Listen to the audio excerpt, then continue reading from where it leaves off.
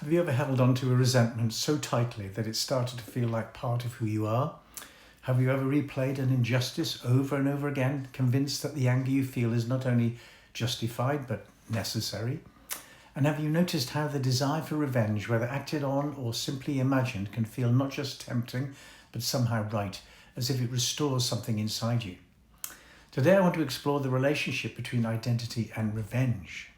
Why anger becomes such a powerful self-story, why revenge feels like protection, and how letting go is not an act of weakness but a profound step towards reclaiming who you truly are.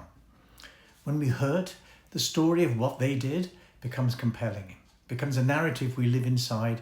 We repeat it to friends, to partners, and most often silently to ourselves. Over time, the story stops describing the event and starts describing us. We become the person who was betrayed, or the one they disrespected, or the person who never forgets. The injury becomes an identity, and when that happens, revenge stops being a reaction and starts feeling like a duty, something necessary to maintain the story of who we believe ourselves to be. To understand why this happens, we have to look at our inner child, the emotional reactive part of our psyche.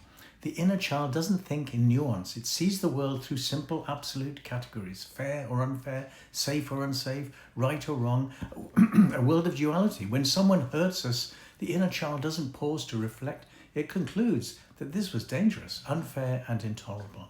It believes anger is strength. It believes revenge restores dignity. It believes that letting go means losing power or inviting more harm. But when anger rises, the inner child clings to it for protection.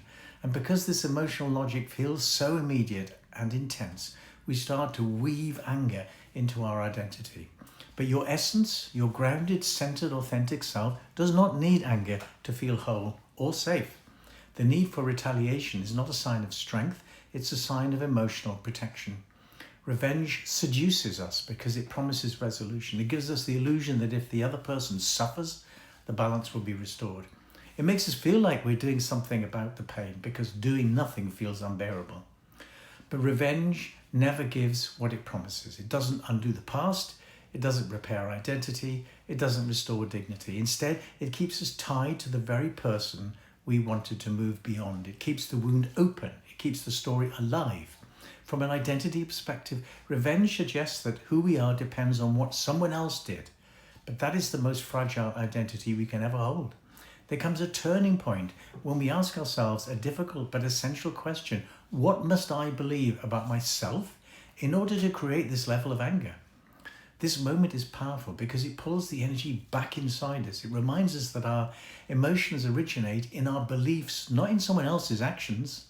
And once we see that, the grip of the old story begins to loosen. We realize, I am not my anger. I am not the story. I'm not defined by what happened to me.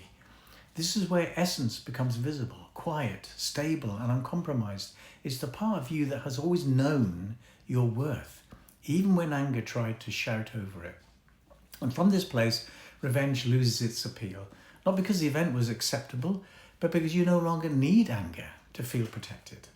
Letting go of revenge is not about excusing the other person. It's not about pretending nothing happened or minimizing the impact it had on you. It is about reclaiming your identity from the event. It's about refusing to be shaped by someone else's behavior. It's about choosing who you want to be, not who pain conditioned you to be. The paradox is that revenge weakens identity while release strengthens it. Revenge keeps you reactive, externally controlled, tied to the past. Release expands you. It gives you space. It allows you to stand in yourself again, not as the wounded one, but as the one who is healing and evolving. You stop rehearsing the injury. You stop repeating the narrative of victimhood.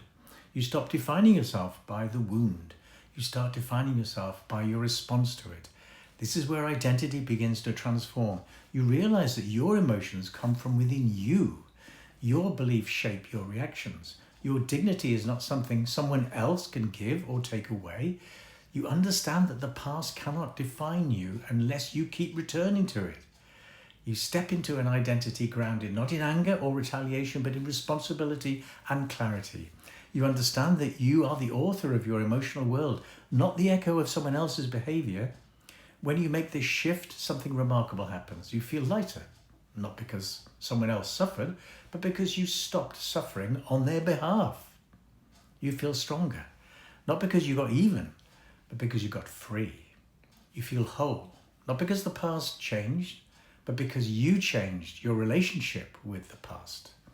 Revenge may promise power, but it always steals identity. Letting go may appear like surrender, but it always restores it. So the question becomes, who do you want to be? The person defined by the wound, or the person defined by your healing? The one controlled by anger, or the one guided by your essential essence? The essence of who already knows the answer. It always has. And the moment you choose alignment over anger, clarity over retaliation, and freedom over the old story, you step into the identity you were always meant to inhabit. Unbound, unbroken, centered, and quietly powerful. If you'd like help resolving your issues around anger and rediscovering your identity, visit my website, book a free discovery call. Let's see what's possible.